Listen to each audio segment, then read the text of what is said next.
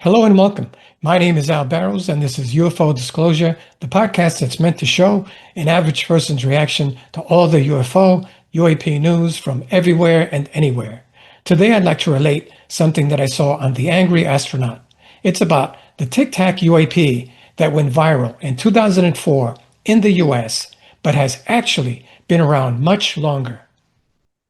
On June the 18th, 1979, Italian Air Force pilot Marshal Giancarlo Cecchoni is flying a G-91R reconnaissance jet near Treviso. Radar picks up something strange, and he investigates and finds a dull black cylindrical object roughly 20 to 26 feet long, with a milky white or transparent dome on the slightly flattened top. Looks a hell of a lot like a Tic Tac, I would say. He makes 7 or 8 close passes, guns the camera the entire time, and shoots 82 frames. The object is just hovering there at altitude. Multiple ground witnesses and radar operators confirm it. Then it suddenly disappears from all radar screens. This is a trained military pilot with photographic evidence 25 years before the famous Nimitz case.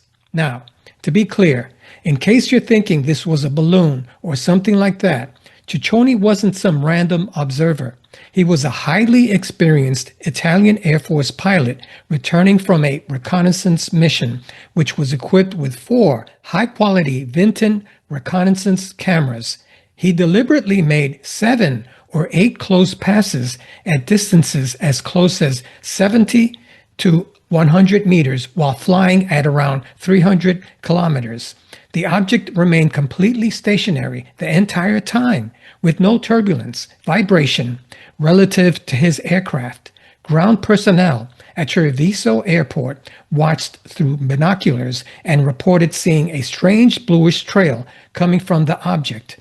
The Istrana Radar Center tracked it continuously with a defined course and speed until, during one of Cecchoni's turns, the controllers suddenly shouted that they had lost it. It vanished from their screens at the exact same moment it had disappeared visually from the pilot and ground witnesses. The entire encounter lasted about 5 minutes. Cecchoni later obtained copies of the photos and years afterward stood by their authenticity when the official explanation claimed that it was nothing more than a cylindrical balloon made of black plastic bags. An explanation that made little sense given the radar data, multiple trained observers, the object's rigid behavior, and the sudden disappearance of the object as well. So now I'd like to transition into a modern-day Tic Tac sighting that changed everything. On November the 14th, 2004, the USS Nimitz carrier strike group off of Southern California had been tracking anomalous objects. They were dropping from 80,000 feet straight down to 20,000 feet and just stopping, hovering, like they were toying with them. Commander David Fravor and his wingmen got vectored in, and what they saw with their own eyes is a smooth, white, tic-tac-shaped object about 40 feet long, with no wings, no rotors, no exhaust, no markings, and it was hovering right above a disturbed patch of ocean, churning up white water underneath, as if there was something much larger lurking beneath, the ocean waves. Fravor spiraled down to get a closer look, and the thing reacted, climbed straight up to meet him, and mirrored his every move, and then it vanished. The radar showed it reappearing 60 miles away in a few seconds with no sonic booms. Now, later on, Lieutenant Commander Chad Underwood locked the IR targeting pod on it, and that's the famous video that you're watching right now. Multiple pilots, multiple weapon systems officers, plus the Princeton's radar data, all telling the same story. These were some of the best trained aviators in the world, and they were watching something doing things that still have no conventional explanation. So I thought it'd be interesting to see what one of the most famous debunkers of UAP thought about all of this. Mick West has done a lot of detailed analysis trying to explain the Navy videos as mundane. He does this with every UFO video. For the infrared Tic Tac video, he suggests it's probably just a distant plane with movement exaggerated by camera switching modes and gimbal effects. Now, look, Mick West is thorough when it comes to video analysis. He's good at pixel peeping and finding camera artifacts. But here's where it falls apart for the strong cases. For one thing, he's not there. He doesn't do any on-site investigation or very little. It's all just a bunch of people sitting at their computers. And these weren't just videos. We have multiple highly trained eyewitnesses who saw the objects with their naked eyes, not through a screen. We have Princeton's radar tracking objects doing vertical drops from 80,000 feet and instantaneous stops for days. We have multi-sensor data. We have objects that reacted to the presence of jets. You can explain away one blurry video with camera tricks. You can't explain away trained Top Gun pilots plus corroborating radar from a billion-dollar warship and performance characteristics that still exceed anything we publicly admit to having all at the same time. Mick West focuses on the footage in isolation, but the full picture, eyewitnesses plus radar plus impossible maneuvers, is a lot harder to wave away as balloons or distant planes. So I'd like to fast forward about 20 years to February the 15th, 2023. On the same waters off of Southern California, this time the USS Jackson, a high-tech littoral combat ship, Senior Chief Operations Specialist Alexandra Wiggins and the Combat Information Center crew are tracking multiple south-luminous tic-tac-shaped objects on their advanced sensors, and one of them comes straight up out of the ocean. It links up with three others, and they form up in synchronized flight, and then accelerate away at extreme speed with near instantaneous acceleration. Wiggins is a 23-year Navy veteran and radar expert. Wiggins actually went public and went so far as to testify in front of Congress. Now, just to be clear, lying in front of Congress is a serious federal crime. He described exactly what they saw, and the footage was released by Jeremy Corbell and George Knapp. So to sum up, multi-sensor tracking, objects emerging from the water like it was nothing, extreme performance, and one of the key witnesses testifying under oath. This is 2023, not 2004, and it's the same shape and behavior. It's not just the U.S. Navy. We've got the 2026 Pentagon releases that just came out showing anomalous objects in the South China Sea, Yellow Sea, and East China Sea. Elongated structures, contacts tracked by military sensors, and then there's the one from February of 2022, which Digital Voodoo has recreated over Cheyenne Mountain, Colorado, the home of NORAD. 5 U.S. Army personnel from Fort Carson watched a potato-shaped object 300 to 500 feet above the mountains. Creamy white, opalescent, translucent, shimmering with irregular panels like fish scales. It's stationary, but then it just vanished, like it was cloaked. It was the size of a large jet, according to witnesses. They had no photos, but they gave a detailed description, and the Pentagon released this artistic rendering just recently. Even right over one of the most secure military sites on the planet, these things are showing up. So far, this video has concentrated on military videos of these UAP Tic Tacs, but they've actually been filmed all over the world by regular people. Let's look at some of the same pill-shaped Tic Tac objects that are being filmed and reported by civilians around the world, often with strikingly similar descriptions.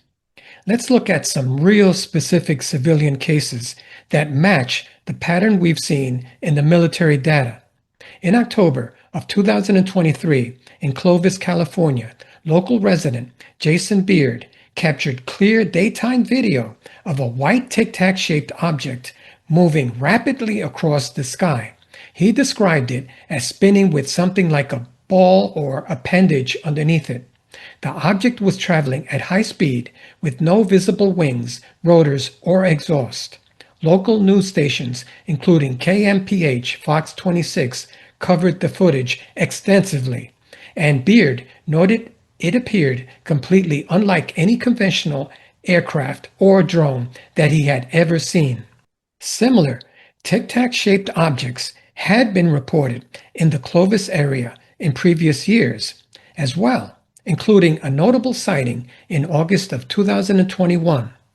What stands out is how closely this matches the military tic-tacs: smooth, white shape, no conventional propulsion, sudden high-speed movement, and daytime visibility. Although when we see these things at night, as we're seeing right here, they can glow. And we're going to get to that in a little bit. Multiple independent witnesses in the same region have described the same exact characteristics. Beyond Clovis, civilian reports of identical white cylindrical or tic-tac-shaped objects continue to surface globally. In various locations, ground witnesses and even passengers on commercial flights have described smooth, featureless white objects that hover, then accelerate instantly in ways that defy known aircraft performance. Some reports note the objects disturbing water surfaces below them before darting away, echoing the transmedium behavior seen in the USS Jackson case. These civilian cases often lack the radar or infrared data of military encounters, but the visual descriptions and performance characteristics line up consistently with the Pentagon documented tic-tacs. Regular people with phones and cameras are capturing the same shape and behavior that trained military personnel have reported for decades. When you put the civilian footage side by side with the Nimitz footage, the USS Jackson footage, and the 1979 Italy photos, the repeating pattern becomes impossible to ignore. So some conspiracy theorists say that these tic-tac have to be ours, and they're man-made at places like the Skunk Works. Advanced Black Projects from Lockheed Martin Skunk Works, or similar, is where they're coming from.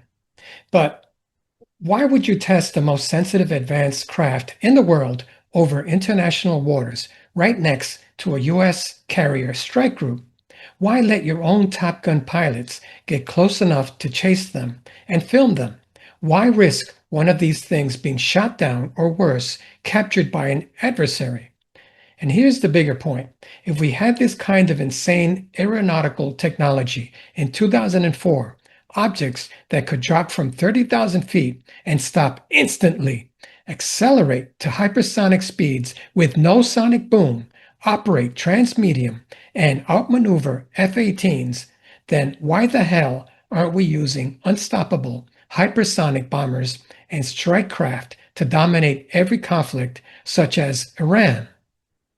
Why are we still relying on conventional platforms in places like the Middle East? If we had tic-tac level technology in 2004, we should have been able to wipe out threats with near impunity by now. The idea that these are ours and we've been casually letting them get chased by our own pilots for decades just doesn't add up. So what are the tic-tac UAPs and where do they come from? Commander David Fravor has said that he believes that these are not ours and are not from any known human source. So let's build a real detailed case for what these tic-tacs could actually be doing physically using principles we already understand, just taken much further. The descriptions are consistent: smooth, featureless objects with no visible engines, exhaust, or control surfaces. Some witnesses have mentioned small protrusions or antenna-like structures on the underside. What if these aren't antennae at all, but electrodes or field emitters? Here's how this could work with magnetohydrodynamic or MHD propulsion on a scale that we've never achieved. The craft generates an extremely powerful electromagnetic field. This field ionizes the surrounding medium, air, during flight, or water while operating submerged. Ionization turns the normally non-conductive air or water into a conductive plasma. Once you have that plasma, you can use the Lorentz force, the same principle behind railguns and real-world experimental MHD drives on ships and submarines. By creating strong electric and magnetic fields, the craft pushes the charged plasma particles in one direction. The reaction force pushes the craft in the opposite direction.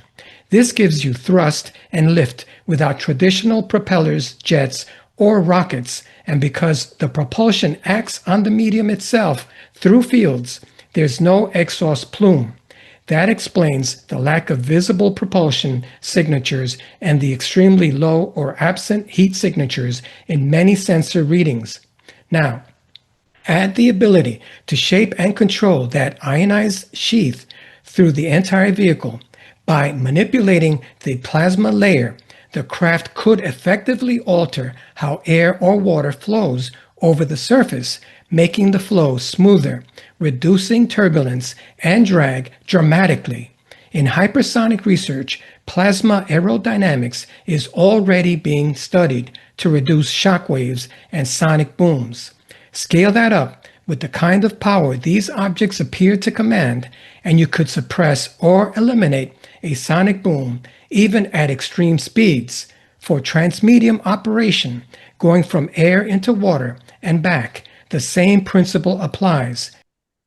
In water, the craft could ionize the surrounding liquid and use MHD forces for propulsion underwater. That would explain objects emerging from the ocean at high speeds with no splash or conventional underwater propulsion signature. The energy requirements for all of this would be enormous, far beyond chemical batteries or even current jet engines. And this is where compact, high-density power sources come in.